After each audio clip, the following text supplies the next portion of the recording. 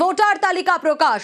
তালিকায় 7 কোটি 8 লক্ষের বেশি নাম থাকবে বলে খবর পাওয়া যাচ্ছে। তবে তালিকা নিয়ে আজ আশা আশঙ্কার শনিবার, কারণ অনেকের মনে টেনশন রয়েছে এ নিয়ে। তালিকায় থাকলেও নাম বাদ যেতে পারে, এ নিয়েও আশঙ্কা রয়েছে। আরো ডিটেলে বিষয়ে জানবো, সোমরাজ রয়েছে আমার সঙ্গে। সোমরাজ, তালিকায় থাকলেও কেন নাম বাদ যেতে পারে, এই আশঙ্কা কেন করা হচ্ছে, দর্শকদের জন্য একটু জানতে চাইবো। আর তারই পাশাপাশি জানতে চাইবো যে কিভাবে ভোটার তালিকা দেখতে পারবে সাধারণ মানুষ।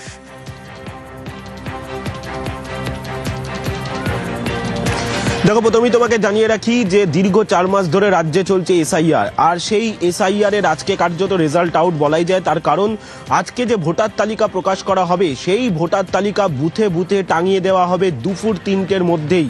কিছুক্ষণ আগে নির্বাচন কমিশনের তরফে জেলা শাসকদের কাছে নির্দেশ পৌঁছে গেল যে দুপুর 3টের মধ্যে কমপ্লায়েন্স রিপোর্ট দিতে হবে প্রত্যেকটি জেলার জেলা শাসক তথা ডিস্ট্রিক্ট ইলেকশন অফিসারদের, যে তারা প্রথমত প্রত্যেকটি রাজনৈতিক দলকে 2টি করে কপি সেই জেলার এই তালিকার তারা দিয়েছেন, আর দ্বিতীয়ত বুথে বুথেও তারা টাঙিয়ে দিচ্ছেন। সেই কমপ্লায়েন্স রিপোর্ট দুপুর 3টের মধ্যে দিতে বলল নির্বাচন কমিশন। দ্বিতীয়ত তোমাকে আপডেট জানিয়ে রাখি, এই মুহূর্তে যেটা জানা যাচ্ছে যে ছাপানোর কাজ শেষ, অর্থাৎ যে 7 কোটি 8 লক্ষেরও বেশি ভোটারের নাম থাকবে জেলা ভিত্তিক, সেই তালিকা ছাপানোর কাজ শেষ। জাতীয় নির্বাচন কমিশনের তরফে সবুজ সংকেত এলেই সেই তালিকা আপলোড করে দেওয়া হবে। যেটা কমিশন সূত্রে জানা যাচ্ছে, দুপুর 12টার পর থেকেই অনলাইনে দেখতে পাবেন ভোটার যে তাদের নাম কোন ক্যাটাগরিতে রয়েছে। দুপুর 12টার পর থেকেই অনলাইনে দেখা যাবে। ইতিমধ্যেই জাতীয় নির্বাচন কমিশনের তরফে তার প্রস্তুতি চূড়ান্ত করে দেওয়া হয়েছে। দুপুর 2টোর সময় জাতীয় নির্বাচন কমিশনের ওয়েবসাইট এবং সিও দপ্তরের ওয়েবসাইটে পূর্ণাঙ্গ তালিকা আপলোড করে দেওয়া হবে। যদিও এখনো পর্যন্ত জাতীয় নির্বাচন কমিশনের তরফে সবুজ সংকেত আসেনি সিও দপ্তরে, মনে করা হচ্ছে কিছুক্ষণের মধ্যেই সবুজ সংকেত এসে যাবে এবং তারপরেই পূর্ণাঙ্গ তালিকা প্রকাশ করে দেওয়া হবে। জেলা ভিত্তিক, বিধানসভা ভিত্তিক, বুথ ভিত্তিক 3টে প্রকারই এই তালিকা দেখা যাবে, তেমনটি আমরা কমিশন সূত্রে জানতে পারছি। ফলত এই যে 7 কোটি 8 লক্ষেরও বেশি ভোটারের নাম থাকবে, সেখানে কত নোটিশ জেনারেট হয়েছে, কত নোটিশ দেওয়া গেছে, কত নোটিশ দেওয়া যায়নি, এই যে নোটিশ দেওয়া হয়েছে তার মধ্য থেকে কত অবৈধ ভোটার রয়েছে, পাশাপাশি যাদেরকে নোটিশ দেওয়া হয়নি তার মধ্যে থেকে কতজনকে আবার মনে করছে কমিশন যে রিভিউ করা প্রয়োজন রয়েছে, বিস্তারিত তথ্য কমিশনের ওয়েবসাইটে দিয়ে দেওয়া হবে বলেই সূত্র মারফত জানা যাচ্ছে। কিন্তু যেটা সবথেকে গুরুত্বপূর্ণ বিষয়, দুপুর 3টের মধ্যে জেলা শাসকদের কমপ্লায়েন্স রিপোর্ট দিয়ে দেওয়ার নির্দেশ দেওয়া হলো। অর্থাৎ সেক্ষেত্রে গতকালই কমিশনের তরফে জানানো হয়েছিল 2টোর মধ্যেই তালিকা প্রকাশ করে দেওয়া হবে এবং 3টের মধ্যে জেলা শাসকদের কমপ্লায়েন্স দিতে হবে। অর্থাৎ আজই বুথে বুথে টাঙিয়ে দেওয়া হবে তালিকা। আজকেই বুথে বুথে টাঙিয়ে দেওয়া হবে। সোমরাজ, আজই বুথে বুথে তালিকা তো টাঙানো হবে, কিন্তু সবথেকে বড় যে প্রশ্নটা উঠে আসছে যে বাংলার ভোটার এই এসআইআর হওয়ার আগে তাহলে কত ছিল, আর এই প্রথম খসড়া তালিকা যখন বেরোলো তারপর তাহলে কত বাদ গেল?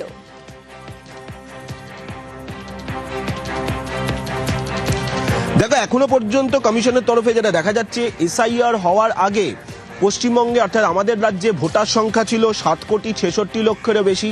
তারপরে যখন খসড়া তালিকা প্রকাশ করা হলো, সেই খসড়া তালিকায় বাদ গেল 58,20,595 জনের নাম এবং তারপরে সেই তালিকা হলো 7 কোটি 8 লক্ষ। আর এই যে 7 কোটি 8 লক্ষ সংখ্যা দাঁড়ালো, তার মধ্যে নোটিশ জেনারেট হলো 1 কোটি 20 লক্ষের বেশি লজিক্যাল ডিসক্রিপেন্সি ক্যাটাগরিতে, আর 32 লক্ষ নোটিশ জেনারেট হলো আনম্যাপড ক্যাটাগরিতে। এই যে 1 কোটি 52 লক্ষেরও কাছাকাছি নোটিশ যে জেনারেট হলো, তার মধ্যে দেখা গেল শুনানি প্রক্রিয়ায় অনুপস্থিত থাকলো প্রায় 4,98,000-এরও বেশি ভোটার। আর অযোগ্য ভোটার এখনো পর্যন্ত সংখ্যাটা হচ্ছে 6,14,000-এরও বেশি। অর্থাৎ সেক্ষেত্রে এখনো পর্যন্ত যা বলা যায়, যেহেতু নির্বাচন কমিশন এখনো পর্যন্ত চূড়ান্ত অর্থাৎ আজকের যে তালিকা প্রকাশ করার কথা সেই তালিকা প্রকাশ করেনি, এখনো পর্যন্ত যা হিসেব তাতে দেখা যাচ্ছে 70 লক্ষের কাছাকাছি নাম বাদ যেতে চলেছে। এই সংখ্যা বাড়বে, তেমনটাই কমিশনের আধিকারিকদের মত যে আজকে যে তালিকা প্রকাশ করা হবে সেই তালিকায় এই সংখ্যাটা আরও বাড়তে পারে। এখনো পর্যন্ত যে সংখ্যা, যেটা গত কয়েক মাস ধরে শুনানি পর্ব হয়ে এসছে, এসআইআর পর্ব চলেছে, তাতে দেখা যাচ্ছে এই সংখ্যাটা 69,32,000-এর কিছু বেশি। তবে এই সংখ্যাটা বাড়বে বলেই মনে করছে কমিশন। এবং যেহেতু তুমি দেখেছো যে 60 লক্ষেরও বেশি ভোটারের নথি জুডিশিয়াল অফিসাররা নিষ্পত্তি করবে, সেখানেও এমন কিছু নথি রয়েছে যেগুলি এইআরওরা বলে দিয়েছিল যে তারা বাতিল, সেগুলিও এখন নিষ্পত্তি করছেন জুডিশিয়াল অফিসাররা। ফলত সেই সংখ্যাটা আরও স্পষ্ট হবে জাতীয় নির্বাচন কমিশনের তরফে চূড়ান্ত তালিকা প্রকাশের পর, যখন আজ দুপুর 2টোর আগেই সেই তালিকা প্রকাশ করে দেওয়া হবে। কিন্তু তার আগে যে পরিসংখ্যান দেখা যাচ্ছে যে 69 লক্ষেরও বেশি নাম এখনো পর্যন্ত বাদ যেতে চলেছে, যার মধ্যে 58 লক্ষের নাম তো বাদই গিয়েছিল যখন খসড়া তালিকা প্রকাশ করা হয়েছিল। বেশ, দুপুর মধ্যে ইসিআই লিঙ্ক দিয়ে দেবে, ইসিআই যে সাইট আছে, অন্য সাইট এটা আছে, আর অ্যাপে যেখানে যে কোনো ভোটার অ্যাপে কার্ড দিয়ে অ্যাক্সেস করতে পারবে। ওটা অফলাইন আমাদের পলিটিক্যাল পার্টি এখানে আসবে, নিয়ে যাবে। ডিও কাছে তো কপি থাকবেই, ইআরও কাছে থাকবেই, এইআরও কাছে থাকবে। যদি অনলাইন দেখতে চাইবে, অনলাইন সাপোজ 2টোর সময় এসে যাবে, ওটা দেখতে পারবে। স্পেশাল ইন্টেন্সিভ রিভিশন এসআইআর চালু হওয়ার আগে থেকেই এই এসআইআর নিয়ে রাজ্য রাজনীতি গরম। জল গড়িয়েছে সুপ্রিম কোর্টে, সেখানে সওয়াল করেছেন মুখ্যমন্ত্রী, যা এক বেনজির ঘটনা। শেষমেশ এসআইআর এর বিচারের দায়িত্ব বিচারকদের হাতে তুলে দিয়েছে সুপ্রিম কোর্ট, যা সাংবিধানিকভাবে নয়া দৃষ্টান্ত তৈরি করেছে। এবার ভোটার তালিকা প্রকাশ, এসআইআর করে প্রথম তালিকা। এসআইআর ভোটার তালিকায় বিশেষ নিবিড় সংশোধন 2025-এ শুরু হয় বিহারে। বিধানসভা ভোটের আগে ভোটার তালিকা থেকে বাদ পড়ে 65 লক্ষের বেশি নাম। তখন থেকে এসআইআর নিয়ে রাজ্যে হাওয়া গরম। जैसे बिहार में 40 लाखों का ज्यादा आदमी को नाम निकाल दिया और बंगाल में भी करने वाला है। अगर करेगा तो घेराव कर्मसूची करेंगे। यारे যদি 50 লাখ বাদ যায়, এখানে 1,25,00,000 বাংলাদেশি মুসলমান আর রোহিঙ্গা বাদ যাবে। গত অক্টোবরে পশ্চিমবঙ্গে শুরু হয় এসআইআর। শুরু থেকেই রাজনীতির পারদ তুঙ্গে। 1 কোটি নাম এসআইআর এ বাদ যাবে। এসআইআর এর পরে কোনো গ্যাপ থাকবে না। 2024 39%, আমাদের 40% রিজার্ভ ওর ভুয়া ভোট, মৃত ভোট, বাংলাদেশি মুসলমানদের নাম বাদ যাওয়ার পরে কোনো গ্যাপ নেই। ওরা বিভ্রান্তি তৈরি করছে, বিজেপির প্ররোচনায় পা দেবেন না। জেনুইন ভোটার বাদ যাবেন কেন? যত এসআইআর, যা ভোটার তালিকা, সেই ভোটার তালিকার উপর দাঁড়িয়ে 250 সিট নিয়ে মমতা বন্দ্যোপাধ্যায় চতুর্থবারের জন্য মুখ্যমন্ত্রী হবেন। পর্যাপ্ত নথি না থাকায় সমস্যায় পড়েন অনেকে। চূড়ান্ত ভোটার তালিকায় নাম বাদ যাওয়ার আশঙ্কা বাড়তে থাকে।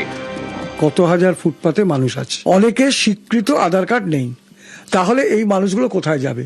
এটা কেন্দ্রীয় সরকারের ভাবনা চিন্তা করা উচিত, বা নির্বাচন কমিশনের, যেহেতু সে ভারতবর্ষেই জন্মেছে কিন্তু প্রকৃতপক্ষে সময় মতো কাগজ তৈরি করতে পারেনি, তাহলে সে কি ভারতের বাইরে চলে যাবে? এই ব্যাপারে আমার মনে হয় চিন্তাধারা করা উচিত। এসআইআর এর শুনানিতে লক্ষ লক্ষ ভোটারকে ডাকা হয়, বাড়তে থাকে হয়রানি। এসআইআর আতঙ্কে অনেকের মৃত্যু এবং আত্মহত্যার অভিযোগ ওঠে। পথে নামেন মমতা বন্দ্যোপাধ্যায়। বিজেপি ও কমিশনকে নিশানা করে সুর চড়ান। যারা নাগরিকত্ব দেবে বলে চিৎকার করে, তারা নাগরিকত্ব কেড়ে নেবার ব্যবস্থা করেন। সবটাই আমি জানি। এই এসআর এর নামে একটা এনআরসি করার প্রক্রিয়া চালাচ্ছিল, কিন্তু অপোজিশন স্টেটগুলো হচ্ছে ওদের টার্গেট, তার মধ্যে বাংলা অন্যতম টার্গেট। তৃণমূল থাকতে আপনাদের কারোর নাম বাদ যাবে না, কেউ ভয় পাবেন না, কেউ আতঙ্কে থাকবেন না। আমাদের কর্মীরা রাস্তায় নেমেছে। 20 নভেম্বর মুখ্য নির্বাচন কমিশনারকে চিঠি লিখে এসআইআর বন্ধের দাবি জানান মমতা বন্দ্যোপাধ্যায়। এরপর দিনই সুর চড়ান অমিত শাহ। दुर्भाग्य की बात है, कुछ राजनीतिक दल एक घुसपैठिया हटाओ का जो अभियान है, इसको निर्बल करने में लगे। चुनाव आयोग द्वारा जो एसआईआर की प्रक्रिया चल रही है, इसका खिलाफत कर रहे हैं।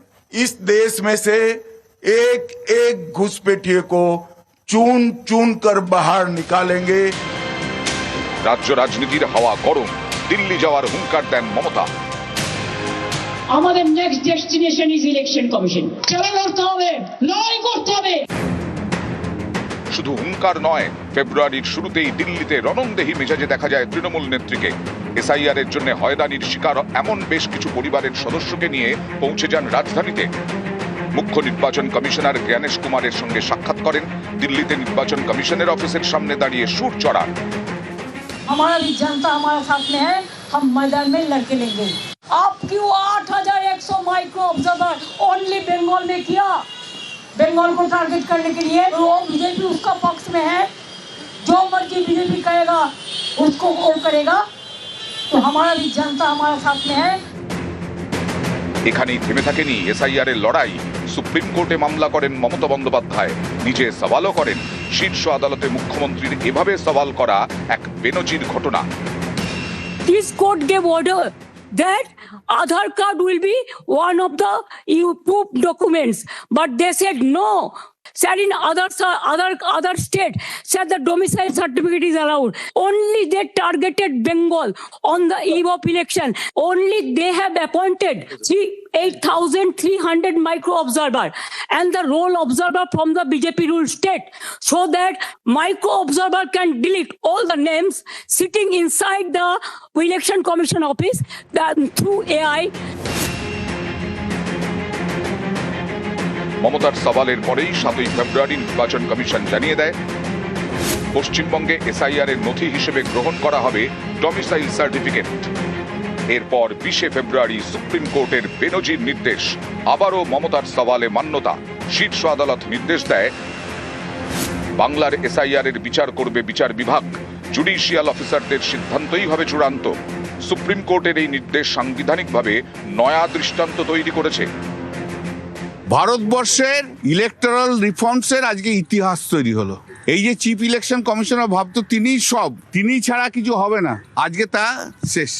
আজকে সুপ্রিম কোর্ট বলল যা অবজেকশন আছে, যে chief justice of Calcutta high court তিনি জুডিশিয়াল অফিসার্স অ্যাপয়েন্ট করবেন। সুপ্রিম কোর্টের নির্দেশ মতো নথি খতিয়ে দেখছেন বিচারকরা। এরই মাঝে ভোটার তালিকা প্রকাশ, এসআইআর এর পরে প্রথম ভোটার লিস্ট শনিবার। নিউজ 18 বাংলা। ভোটার তালিকায় নাম বাদ নিয়ে তরজা, ভুয়ো নাম থাকা নিয়ে তৃণমূলকে আক্রমণ দিলীপ ঘোষের। যেটা আমরা আন্দাজ করেছিলাম 1 কোটির বেশি ভুয়ো নাম আছে, আর সেদিকেই যাচ্ছে। প্রায় 65 লক্ষ বাদ হয়ে গেছে। 50 লক্ষ লোককে ডাকার পরেও এসআইআর ভেরিফিকেশন আসেনি, এই নাম তো বাদ যাবেই। তারপরে আরো প্রায় 35 লক্ষ নাম যেগুলো থাকবে বিভিন্ন কারণে ডিসপিউটেড, সেখান থেকেও কিছু বাদ যেতে পারে। বড় বড় নেতারা টিএমসি দেখুন, তাদের এলাকায় 50, 60, 70 হাজার করে নাম বাদ গেছে। তা আপনি ভাবতে পারেন 20-25% নাম যদি ভুয়ো থাকে, যারা জিতে এসছে তাহলে কার ভোটে জিতেছে, তো বোঝাই যাচ্ছে কার ক্ষতিটা হবে। ভিন রাজ্যের ভুয়ো ভোটারের নাম তালিকায় দেখানোর ছক, বৈধ ভোটারের নাম যেন বাদ না যায়, কমিশনকে নিশানা কুণাল ঘোষের। যে লিস্ট বেরোতে চলেছে, আমাদের পরিষ্কার কথা, কোনো বৈধ ভোটার বাদ যাবে না, বাদ দেয়া চলবে না। যদি বৈধ ভোটার বাদ যায় তাহলে ধরে নিতে হবে ইচ্ছাকৃতভাবে মানুষকে আপনারা প্ররোচনা দিচ্ছেন প্রতিবাদ করার জন্য। আর 2, এ রাজ্য থেকে কপি পেস্ট করে কোনো ভুয়ো ভোটার রাখা যাবে না। যদি কাউকে জেনুইন ভোটারকে বাদ দেয় নির্বাচন কমিশন কালকে লিস্টে, ওদের ফাঁদে পা দেবেন না। ওরা চাইছে মানুষ বিরক্ত হন, ক্ষিপ্ত হন, তাহলে ওদের অস্থিরতার পলিটিক্স করতে সুবিধা হবে। আমরা নির্বাচন কমিশনকে বারবার হুঁশিয়ারি দিচ্ছি, কোনো বৈধ ভোটারের নাম যেন তালিকা থেকে বাদ না যায়। আর ভোটার তালিকা নিয়ে সতর্ক রাজ্য প্রশাসন, জেলায় জেলায় উচ্চ পদস্থ আইপিএস অফিসাররা। কোন কোন জেলার দিকে বিশেষ নজর রয়েছে, কিভাবে সতর্কতা নেওয়া হচ্ছে, আরো বিস্তারিত এই বিষয়ে জানাতে পারবে অমিত রয়েছে আমার সঙ্গে। অমিত, আইন শৃঙ্খলা রক্ষায় কিভাবে সতর্কতা অবলম্বন করছে প্রশাসন? দেখো, আইন শৃঙ্খলা রক্ষার ক্ষেত্রে তৎপরতা রয়েছে রাজ্য পুলিশের। ইতিমধ্যে রাজ্য পুলিশের ডিজি সমস্ত আধিকারিকদের সঙ্গে ভার্চুয়ালি মিটিং করেছেন এবং একসঙ্গে রাজ্যের 4 সিনিয়র আইপিএস অফিসার তাদেরকে 4টি জেলাতে কিন্তু পাঠানো হচ্ছে। সেক্ষেত্রে কোচবিহারে পাঠানো হচ্ছে, বা কোচবিহারে আজকের সকালের মধ্যে পৌঁছে যেতে বলা হয়েছিল সুনীল যাদব আইপিএস কর্তা তাকে, এবং তিনি সেখানকার আইন শৃঙ্খলা পরিস্থিতির উপর বিশেষভাবে যাতে নজর রাখা যায় সেই জন্যই তাকে সেখানে যেতে বলা হয়েছে। অন্যদিকে এডিজির পদমর্যাদার অফিসার অজয় নন্দ তাকে মালদা জেলা পাঠানো হচ্ছে এবং মালদাতে সার্বিকভাবে আইন শৃঙ্খলা পরিস্থিতির উপর নজর রাখার জন্য অজয় নন্দকে সেখানে যেতে বলা হয়েছে। অন্যদিকে আমি যদি আছি মুর্শিদাবাদ জেলাতে পাঠানো হচ্ছে রাশিদ মনির খান, তিনি ডিআইজি পদমর্যাদার অফিসার, তাকে বিশেষ দায়িত্ব দিয়ে সেখানে পাঠানো হয়েছে।